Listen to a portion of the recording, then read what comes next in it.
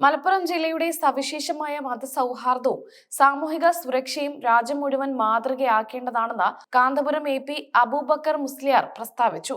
കേരള മുസ്ലിം ജമാഅത്ത് സംഘടിപ്പിച്ച കേരള യാത്രയ്ക്ക് അരീക്കോട് നൽകിയ സ്വീകരണ വേളയിലായിരുന്നു ജാഥ ക്യാപ്റ്റൻ കൂടിയായ അദ്ദേഹത്തിന്റെ ഈ സുപ്രധാന നിരീക്ഷണം.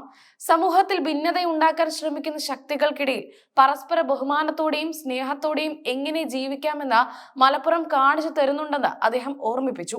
ഈ സുരക്ഷിതമായ അന്തരീക്ഷം തകർക്കാൻ അനുവദിക്കില്ലെന്നും അദ്ദേഹം കൂട്ടിച്ചേർത്തു. മലപ്പുറം ജില്ലയെക്കുറിച്ച് പുറം ലോകത്ത് നിലനിൽക്കുന്ന തെറ്റായ മുൻവിധികളെ കാന്തപുരം ശക്തമായി വിമർശിച്ചു. നിഗൂഢമായ താല്പര്യങ്ങളോടെ ജില്ലയെ സമീപിക്കുന്ന രീതി ചില കോണുകളിൽ നിന്ന് ഉണ്ടാകുന്നുണ്ടെന്ന് അദ്ദേഹം ചൂണ്ടിക്കാട്ടി. ഇത് തിരുത്തപ്പെടേണ്ട ഒന്നാണെന്നും അദ്ദേഹം പറഞ്ഞു. മലപ്പുറത്തുകാരെ ഭീകരരായി ചിത്രീകരിക്കാനും അവരെ നിരന്തരം അപഹസിക്കാനുമുള്ള ബോധപൂർവമായ ശ്രമങ്ങൾ നടക്കുന്നുണ്ട്. എന്നാൽ ഇത്തരം പ്രകോപനങ്ങളെ മലപ്പുറത്തെ ജനങ്ങൾ വിവേകത്തോടെയാണ് നേരിട്ടതെന്ന് കാന്തപുരം പ്രശംസിച്ചു. പ്രതിസന്ധികളിൽ തളരാത്ത മനക്കരുത്താണ് ജില്ലയുടേത്.